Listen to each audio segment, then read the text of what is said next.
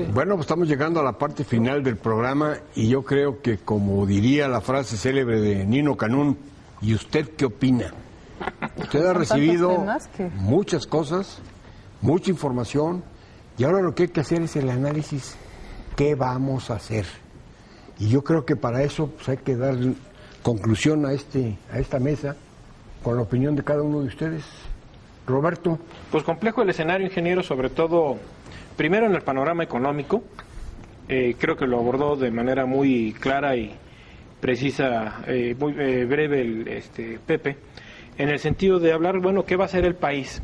Primero, ante el escenario que se le está presentando en un escenario global, en donde, por ejemplo, el precio del crudo está disminuyendo. ¿De cuál crudo? ¿Qué tendría que ver del petróleo?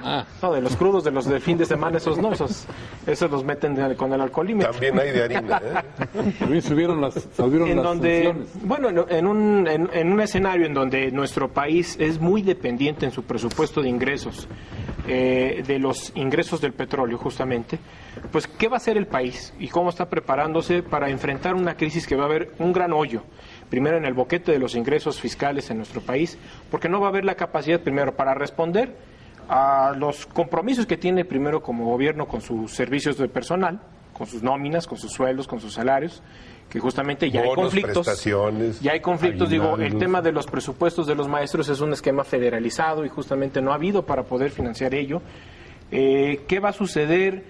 Porque simplemente con el anuncio que hizo el subsecretario Aportela de tener 50,000 millones de pesos para poder prever el boquetazo que se está abriendo, para entender un poquito la dimensión, el hablar del precio del barril que anda en 38 pesos, 38 dólares en la actualidad, y andaba fluctuando entre 2012, 2013, 2014, entre 100, 102 dólares el precio del barril, pues estamos hablando de que una tercera parte es lo que está costando lo que costaba anteriormente. Entonces, bueno, había por lo menos subsistencia del presupuesto de ingresos para poder contener esa parte. Ahora, ¿qué va también a pasar? No se van a poder financiar de manera adecuada programas de infraestructura, de salud, de educación, de muchos esquemas, y donde van conexas algunas actividades de servidores o de prestadores de servicios, en donde ahí está la gente, en donde si al no haber financiamiento o al no haber presupuestos para efectos de estos programas del gobierno, pues tampoco va a haber de esta línea de acá.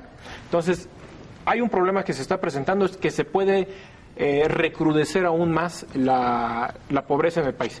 Y otro, el problema electoral que hemos estado platicando. Ante lo que tú dices, Roberto, yo me pregunto, ¿será necesario el tren rápido, veloz? No. Bueno, ahorita no. Hacia primero ya no habría ahorita ya no habría para financiarlo. No, sí lo hay. Bueno, porque lo van a financiar los chinos y es que se lo llevan. Sí, pero pero de gratis no es, nos va a costar. En el escenario, de que nos va a costar, nos va a costar. ¿Es necesario? El problema del escenario es que a largo plazo los países productores de petróleo no quieren disminuir la producción del petróleo. Entonces, esto va a generar que nuestro presupuesto tienda a decrecer.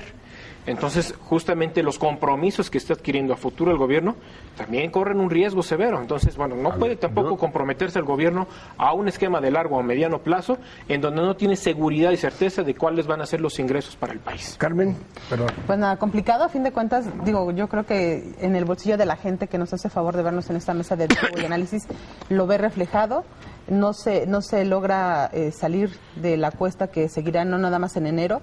Y viene el proceso electoral en el que a fin de cuentas la gente tiene que participar. Me decía Roberto, el costo del voto en este proceso electoral va más allá de los 120 pesos por mexicano. O sea, es carísimo, y si a esto le unamos a que la gente no quiere participar, debe haber un moche. Pues es todavía mucho más las prerrogativas que se les entregan a los partidos políticos, también hacer ajustes. Y exactamente, en este periodo se aumentan. Entonces, bueno, la gente que analice, que piense, que esté muy al pendiente de cuál va a ser la oferta política que se nos va a presentar en este proceso, para que a fin de cuentas... se preocupen los gobernadores, porque el recorte va a estar bastante fuerte. Cañón. Señor, ¿usted qué opina? A ver, yo creo que la pregunta básica es eso: ¿qué vamos a hacer como ciudadanos? En primer lugar, entender que la mitad del problema somos los ciudadanos.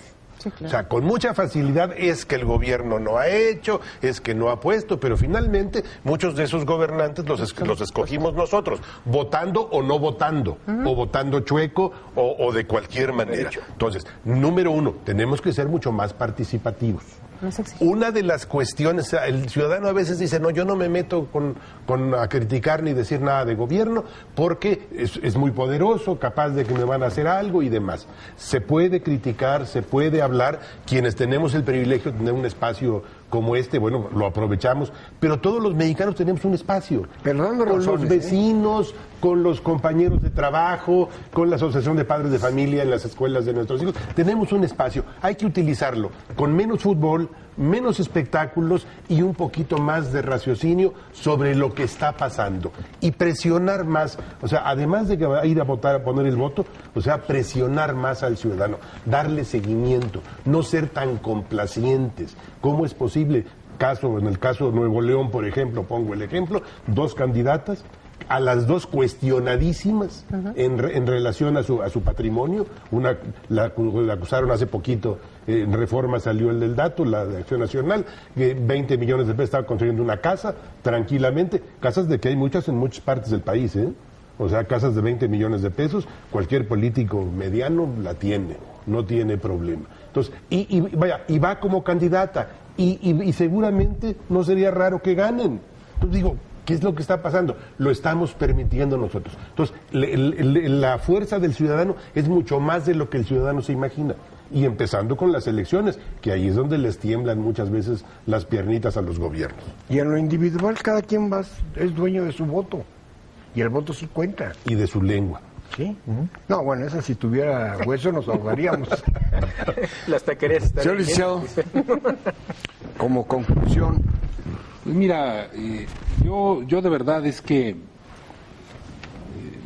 es complicado, cuesta trabajo venir a una mesa de diálogo y hablar de todo lo que la realidad del país como está, porque pues ya no quiere el ciudadano común oír tanta desgracia, ¿no? De las que tiene, de la cuesta de enero, que hay una cuestota de enero, pues gracias al gasolinazo y ese ridiculez de que baja la luz el 2%, después de haberla subido del 15% en el año, ¿no? Pero bueno, el gas, todo esto, eso la gente lo que le está preocupando, lo que está viendo, lo que está viviendo en este momento en sus bolsillos y que no tiene para dónde hacerse, ¿no? El México real, como diría López Dóriga. Mira, qué paradoja que lo diga López.